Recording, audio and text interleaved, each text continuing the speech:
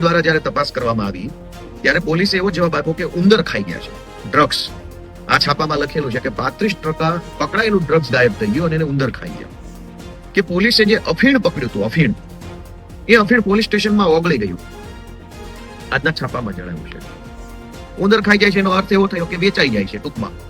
પણ આપણે એવું ના જાહેરમાં બોલાય ઉંદર ખાઈ જાય છે, કેમ કે ગૃહમંત્રી બહુ કડક સ્વભાવના છે, અત્યંત સ્વભાવ એમનો કડક છે. અને આપણા ગૃહમંત્રી કોઈ ગુનેગારને ક્યારેય છોડવામાં માનતા નથી. એટલે આપણે એવું ન કહેવાય કે ચોરી થઈ જાય છે અને પોલીસ વેચી નાખે છે. આપણે એમ કેવું છે ઉંદર ખાઈ જાય છે. દેખાય સરકાર જે છે એ તમાશો જોઈ લે છે. હવે પોલીસ પોતે મુદ્દામાલનું ડ્રગ્સ વેચી નાખે, મુદ્દામાલનો અફીણ વેચે, મુદ્દામાલનો દારૂ વેચી નાખે, એનાથી ગંભીર ઘટના ગુજરાતમાં હોય શું?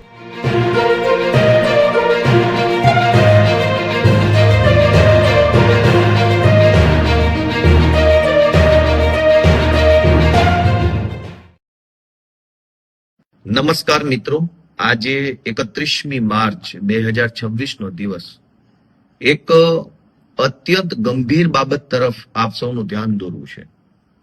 2-3 દિવસ પહેલા છાપામાં એવું છપાયું હતું કે પોલીસે જે ડ્રગ્સ પકડ્યું છે એ ડ્રગ્સ પકડ્યા પછી એનો મુદ્દામાલ જે છે એમાંથી 35% મુદ્દામાલ ગાયબ થઈ ગયો છે. એટલે કે અંદાજિત 25-30 હજાર કરોડ રૂપિયાનું ડ્રગ્સ એ ગાયબ થઈ ગયું પોલીસ સ્ટેશનમાંથી. અને પોલીસે જ્યારે તપાસનો કંટ્રોલર સીએજી દ્વારા જ્યારે તપાસ કરવામાં આવી ત્યારે પોલીસે એવો જવાબ આપ્યો કે ઉંદર ખાઈ ગયા છે ડ્રગ્સ. આ છાપામાં લખેલું છે કે 35% પકડાયેલું ડ્રગ્સ ગાયબ થઈ ગયું અને એને ઉંદર ખાઈ ગયા.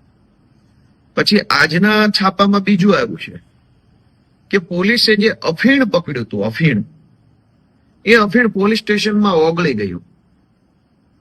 આજના છાપામાં જણાવ્યું છે. જ્યારે અફીણ નાશ કરવાનો પ્રશ્ન આવ્યો, અદાલતે હુકમ કર્યો કે પોલીસે જે કાંઈ અફીણ પકડ્યું છે એને અફીણને નાશ કરી દેવામાં આવે. ત્યારે પકડાયું હતું 38 કિલો અને નાશ કરવામાં આવ્યો માત્ર 2 કિલો. એટલે મોટા ભાગનો અફીણ જે છે એ હવામાં ઓગળી ગયું. અને એનાથી એવું બતાવવામાં આવે છે કે પોલીસ સ્ટેશનની અંદર મુદ્દામાલ જે છે એની ચોરી થઈ રહી છે, વેપાર થઈ રહ્યો છે, અથવા કંઈ પણ એવું થઈ રહ્યું છે કે જે શંકાસ્પદ છે. તો એનો અર્થ એ થયો કે પોલીસ સ્ટેશનોમાં હજારો લીટર દારૂ જે પકડાય છે એ દારૂ પણ પોલીસ વેચી નાખતા હશે, અફીણ પણ વેચી નાખે, ડ્રગ્સ વેચી નાખે. એટલે જ્યારે પકડાય 3 લેવલની ચોરી ચાલે છે. એક અફીણ કે દારૂ કે ડ્રગ્સ કે જે કઈ હોય એ પકડાય ત્યારે 100 કિલો હોય તો એને માત્ર 20 કિલો, 30 કિલો, 40 કિલો જ બતાવવાનું કાગળ ઉપર. એટલે પહેલી ચોરી તો આવી રીતે થઈ જાય છે. પછી માનો કે 50 કિલો જ કાગળ ઉપર બતાવ્યું 100 માંથી, તો એ 50 કિલો ડ્રગ્સનો જ્યારે નાશ કરવાનો આવે ત્યારે 50 માંથી 10 જ વધ્યું હોય છે. 40 કિલો ઉંદરો ખાઈ જાય છે અથવા પોલીસ વેચી નાખે છે. અને આ ત્રીજી ચોરી કે આ જયારે કેસ થતા હોય છે ત્યારે આરોપીઓને બચાવવા માટે, નવા નામ નહીં ખોલવા માટે, નહીં મારવા માટે, રિમાન્ડ નહીં માંગવા માટે પૈસા માંગવામાં આવે છે. એટલે આ દારૂ, ડ્રગ્સ, અફીણ, ગાંજો આવા પ્રકારના ગંભીર ગુનાઓમાં સતત ચોરી થઈ રહી છે. હવે પોલીસ સ્ટેશનેથી ડ્રગ્સ જો ઉંદર ખાઈ જાય તો માત્ર ડ્રગ્સ પૂરતું નથી, પોલીસ સ્ટેશને પડેલી ગાડીઓના ટાયર પણ ઉંદર ખાઈ જાય છે. સારી મોંઘી ગાડીઓના સીટના કવર પણ ઉંદર ખાઈ જાય છે. ઉંદર ખાઈ જાય છે એનો અર્થ એવો થયો કે વેચાઈ જાય છે ટૂંકમાં. પણ આપણે એવું ના જાહેરમાં બોલાય ઉંદર ખાઈ જાય છે, કેમ કે ગૃહમંત્રી બહુ કડક સ્વભાવના છે, અત્યંત સ્વભાવ એમનો કડક છે. અને આપણા ગૃહમંત્રી કોઈ ગુનેગારને ક્યારેય છોડવામાં માનતા નથી. એટલે આપણે એવું ન કહેવાય કે ચોરી થઈ જાય છે અને પોલીસ વેચી નાખે છે. આપણે એમ કેવું છે ઉંદર ખાઈ જાય છે 2 પગવાળા કાઉન્સમાં, જેથી કરીને ગૃહમંત્રીનું થોડુંક માન સચવાય. અનેક વાહનો જે પોલીસ સ્ટેશને પડ્યા છે એના કાચ, એની સીટો, એના કવર, એના સ્ટેરિંગ વ્હીલ, એના ટ્યુબ, ટાયર, એન્જિનના મહત્વના પાર્ટ્સ પણ ઉંદર ખાઈ જાય છે. પોલીસ સ્ટેશનોમાં રહેલા અનેક મોબાઈલો પણ ઉંદર ખાઈ જાય છે. આપણે એમ ન કહેવાય કે વેચાઈ જાય છે, ચોરી થઈ જાય છે, ઉંદર ખાઈ જાય છે એમ બોલવાનું. ડ્રગ્સ ઉંદર ખાઈ જાય, દારૂ ઉંદર ખાઈ જાય, અફીણ હવામાં ઓગળી ગયું. કોર્ટે એવું કીધું કે તમે જેટલું અફીણ પકડ્યું છે એટલા અફીણનો નાશ કરો તો 29 કિલો અફીણ હવામાં ઓગળી ગયું, ઓછું થઈ ગયું.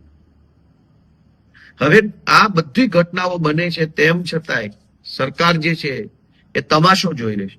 હવે પોલીસ પોતે મુદ્દામાલનું ડ્રગ્સ વેચી નાખે, મુદ્દામાલનો અફીણ વેચે, મુદ્દામાલનો દારૂ વેચી નાખે, એનાથી ગંભીર ઘટના ગુજરાતમાં હોય શું? બુટલેગરો દારૂ વેચે એ તો ગંભીર બાબત છે, પણ બુટલેગરને દારૂ વેચતા પકડ્યો, એની પાસેથી જે જથ્થો આવ્યો એ સરકારે જમા લીધો ને જમા થયેલો જથ્થો વેચી નાખે તો કેટલી ગંભીર બાબત કહેવાય. અને કોઈ શરમ નથી. અને જ્યારથી આ ભાઈ ગૃહમંત્રી બન્યા છે, એકદમ હોશિયાર વ્યક્તિત્વ છે ખૂબ, ત્યારથી ગુજરાતની અંદર પોલીસ સ્ટેશનોની અંદર આ ધંધો ચાલુ થયો છે. એટલે ગુજરાતની જનતાને એક જ વિનંતી છે કે જાગૃત બનો. આ ગુજરાત કોઈ ભાજપ વાળાનું નથી, આપણું છે. જો પોલીસ જ ડ્રગ્સ અને દારૂ ને અફીણના ધંધામાં આવી રીતે સંડોવાયેલ હશે, ઉંદર ખાઈ ગયા 35% ડ્રગ્સ, કેવી રીતે ઉંદર ખાઈ જાય? અને ચલો ઉંદર ખાઈ ગયા, અફીણ હવામાં ઓગળી ગયું, તો આવી બેદરકારી કરનાર અધિકારી સામે સરકારે શું પગલા લીધા? ડ્રગ્સ જેવી સરકારી મુદ્દામાલની મહત્વની વસ્તુ એ સાચવીને મૂકવી જોઈએ, વ્યવસ્થિત પેકિંગ કરવું જોઈએ, એને કમ્પ્લેટ મૂકવું જોઈએ. એટલી સમજણ તો ગાંડા નહીં પડે. તો જે પોલીસ અધિકારીઓએ ડ્રગ્સની સાચવણી વ્યવસ્થિત નથી કરી સરકારી મુદ્દામાલની, એમની સામે સરકારે કેમ પગલા ન લીધા? ઉંદર ખાઈ ગયા છે એવા જવાબથી સંતોષ કેમ માની લીધો? તમે ગોપાલભાઈને કંઈક વસ્તુ સાચવવા આપો અને પાછી લેવા જાઓ ત્યારે ગોપાલભાઈ એવું કહે કે ઉંદર ખાઈ ગયા, તો તમે શું કરો?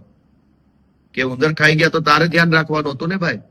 ઉંદર ખાઈ જાય એમ થોડું ચાલે. હવે તમે મને 4-વ્હીલર વાપરવા આપો, મહિના પછી હું કહું કે ચારેય ટાયર ઉંદર ખાઈ ગયા છે, તો તમે શું કહો? કે ભાઈ તારે ધ્યાન રાખવાનું, ઉંદર ખાઈ જાય કે સિંહ ખાઈ જાય કે વાઘ ખાઈ જાય. પણ અહીંયા ઊંધો ખેલ છે.